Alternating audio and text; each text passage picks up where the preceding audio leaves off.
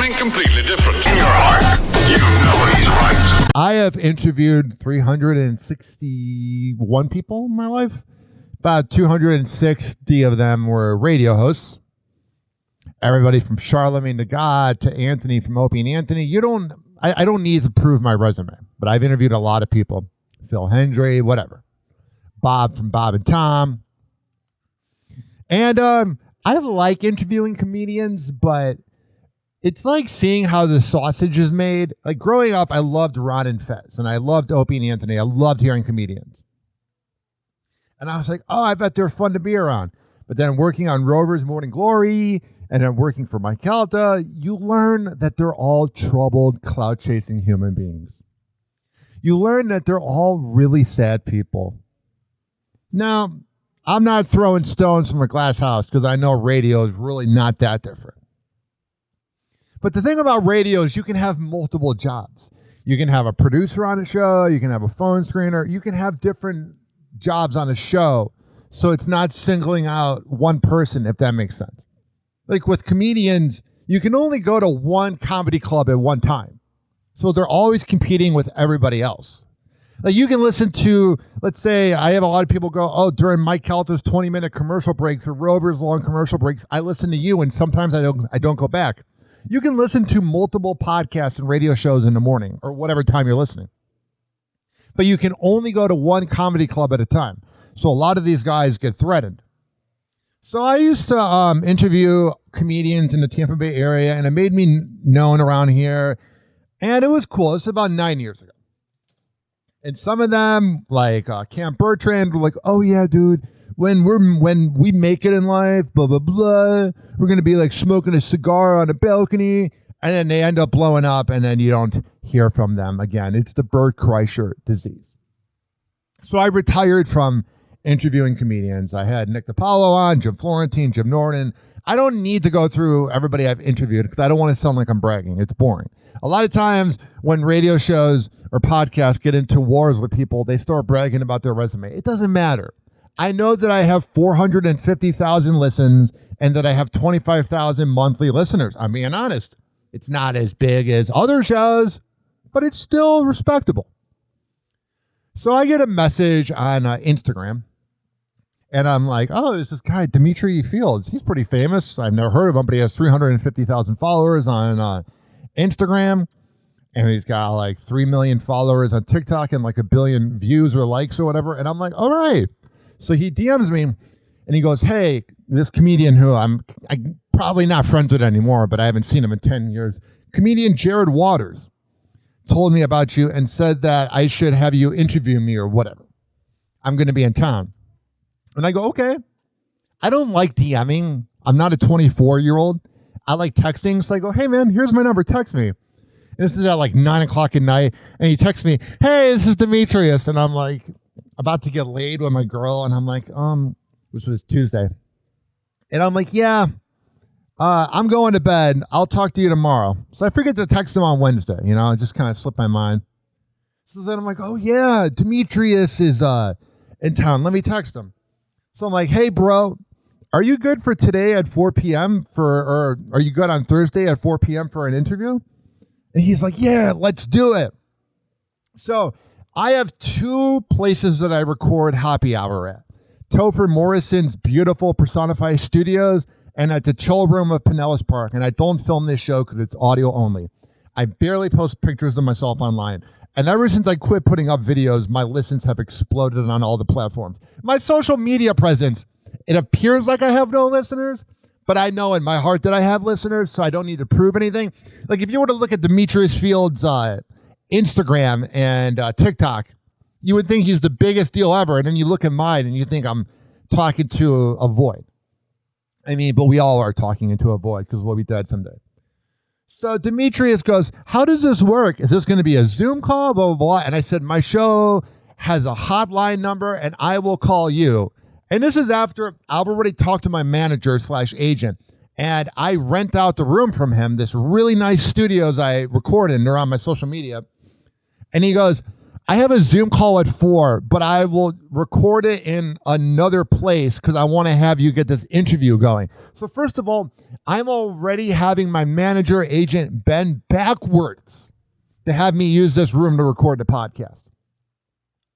So then last night, I'm pulling into this kava bar. I'll never forget where I was.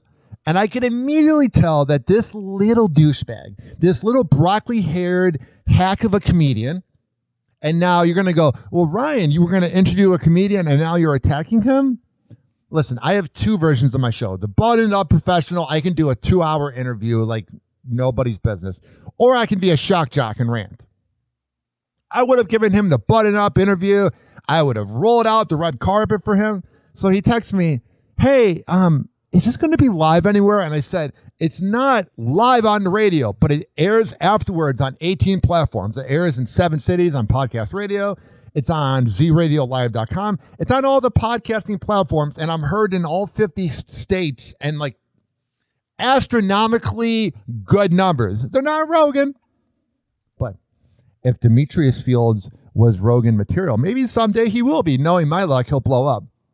But if you were such Rogan material, you wouldn't be asking the podcast in Tampa to have them on. If you were such a big deal, you would not have to ask me because he goes, oh, it's a podcast? Nah, man, I'm good. Thanks anyway. Listen, I don't know what you're expecting, Demetrius. Obviously, you're only coming in and listen, I'm not going to trash Side Splitters. I love BT. I love Side Splitters. Go see him Sunday at 7:30 at Side Splitters. He needs the ticket sales. I counted out the room. This is supposedly the TikTok star that's above doing podcasts / radio shows that air afterwards. There's 200 seats in the room, about 240 if you include the tables in the back. And he's only sold 20 tickets, which is about, at best, 10% of the room. So if you were such a big, bad TikTok star, why would you need to ask your open mic comedian friend known as Jared Waters? That's called being a coward. That's called being a clout chaser. And you know when you look at somebody and you just know they're going to be a twat, but you want to give them the benefit of the doubt. But you look at them and you go, man, they just don't look like a good guy. I had a bad feeling about this kid. He's got that broccoli hair and he's got that thing where, oh, I'm TikTok famous. I'm so cool. It's like, dude, you got a 90-day extension on your career. You know why? Because the whole TikTok controversy is not over with. You know, he was probably freaking out. What was it, like January 22nd or whatever, when they tried to ban TikTok? This guy is TikTok funny. He's not funny. He's TikTok funny. That's 2 different things. And that doesn't translate to comedy. The true comedians and true radio hosts don't, go well on TikTok. And the TikTok comedians don't do well on stage or on the radio. That's why TikTok radio has flopped on Sirius Radio, is the fact that it's all fake. But hey, maybe I'm being harsh on this little twat. You were a waste of my time. I had to talk to my manager, and he just thinks you are a broccoli-haired moron. I mean, seriously, I don't know what you want. Obviously, if you were so important, Demetrius, and so cool, you would have gotten on the Clout show. Or maybe Drew Garabo Live. I don't know what over-the-air radio show you're looking for. Is it going to be Bennington on Sirius Radio? Is it going to be the Sam Roberts show? Is it going to be Elvis Duran? Is it going to be Bubba the Love Sponge? MJ doesn't do interviews. Orlando and the Freak Show might have done it. What other radio show are you looking for, dude? The world is now podcasting. And this whole elitist attitude, oh, I'm above podcast. No, you're a clout chaser. And you saw the opportunity to promote yourself, because the whole thing I asked him in a text message, I said, all I ask is that you cross-promote. Because about 3 times a day, I'll get messages from aspiring actors, and I am all about promoting anybody. Aspiring actors, models. I've even hung out with porn stars. I'm like Jesus Christ. I don't judge.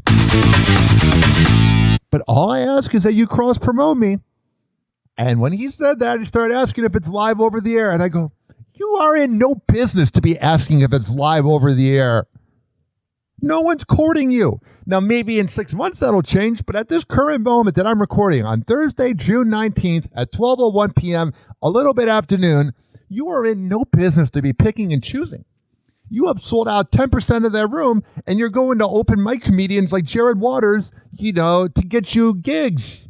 You have a problem. You are funny on TikTok. That is fair. But when it comes to the stage, not so much. Real quick, have you guys been paying attention to what's been going on with Diddy lately? He's got that thing where he's not sure if his humor's funny, so he's already kind of laughing at his jokes because he wants people to find him funny. Yo! This is crazy. For the people who don't know in the audience, the police have raided Diddy's home. Inside his house, they found 1,000 bottles of baby oil. That's a lot. Wow, what a punchline. Again, I have respect for comedians of what they do, not as them as people. So you're doing something I couldn't do, which is speak in front of people. I respect that. I don't even show my face. But you are a douche. We've invaded countries in the Middle East for less oil. Do you understand? Not bad. We've known Diddy is a problem for a really long time, and I'm starting to think maybe he's buying this baby oil not for his supposed freak-offs, but maybe he's literally just slipping past the police. Maybe. It's like canned laughter. I'm not saying they're not laughing, but a lot of times when you go to a comedy club, or you'll see it with these clips I play of like Jimmy Fallon or all these other shows, they feel bad if they don't laugh. Because these jokes aren't funny. Like, I can't stand Bert Kreischer, but the guy makes me laugh. Just ain't funny. That's why we can't contain this here.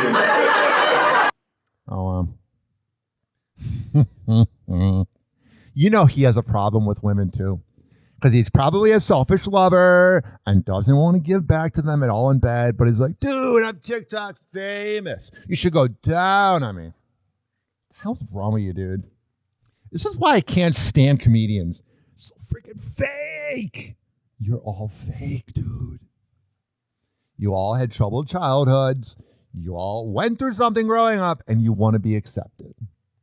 If you went to dinner with this little broccoli-haired moron, that everybody would try to out-funny him. I've seen it. I've been at dinner tables with 5 comedians. I've been in a room with 40 comedians. I used to go to all the open mics. James Joyce, what up? They are so insecure. I think out of any profession that has ever existed, the profession known as comedy is fake. Yeah. He doesn't do podcasts, but he begs to go on shows. That means you're not wanted. Now, that could change. You could easily end up going on Kill Tony, and I would want that to happen because I want other people to succeed, and I'm not rooting against you. I just think you're a twat. I just think you're an absolute imbecile.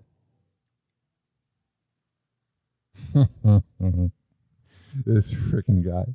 I couldn't believe it. And I'm not even offended. I just had to bash him. And then Jared Waters last night texted me a whole thing. He's like, don't effing swear at me. Dude, shut up. Obviously, your boy needs help selling tickets. All the tickets that are sold are like in the front row. And now I want people to go to Side Splitters. I love Side Splitters. I've interviewed like 30 of the comedians that have spoke there. And I absolutely adore that place. They might not adore me anymore, but I want you to go see them. I'm not going to be like Clout and all the other comedians where it's like, don't go see that person. But Demetrius, if you're so good, you would have been courted by Kelta. But you're an up-and-comer, and I'm rooting for you. But I also can't stand you, if that makes sense. I think you're kind of funny and like, TikTok angle. But you got this mindset that you think you're better than others. And that's going to hold you back in life. That's going to hold you back with women. They get such a big head. You're a comedian. It ain't that deep, dude. 3.1 million followers and 200 million likes. Respectable. Doing stand-up clips and sketches. The big part is sketches.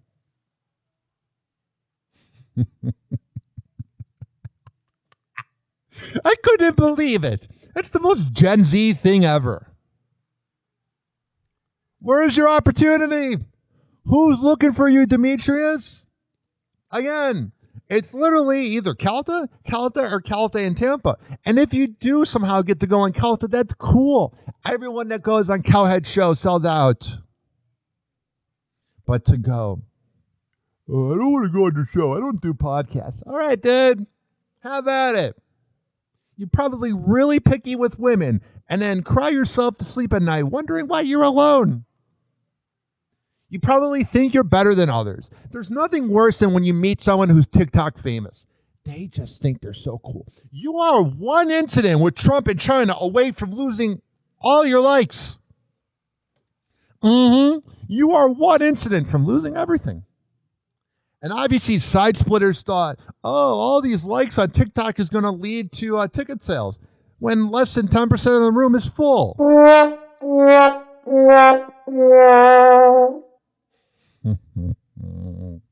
He did go on, let me see what podcast this is. Comedian Demetrius Fields on TikTok stardom, Cat Williams, his OnlyFans, and screenwriting. He went on the Kin of Comedy podcast. Not King. Kin of Comedy. All right. So you'll do their show. I try to not break down numbers because I have more subscribers than him, but he blows me out of the water. And I think it's unfair to judge people by their profession in the way that, oh, you got this many subscribers. I got this many over here. Cool. We're all going to be dead someday. And I was so ready to give you the best interview of all time. But you once again proved why comedians are the absolute worst.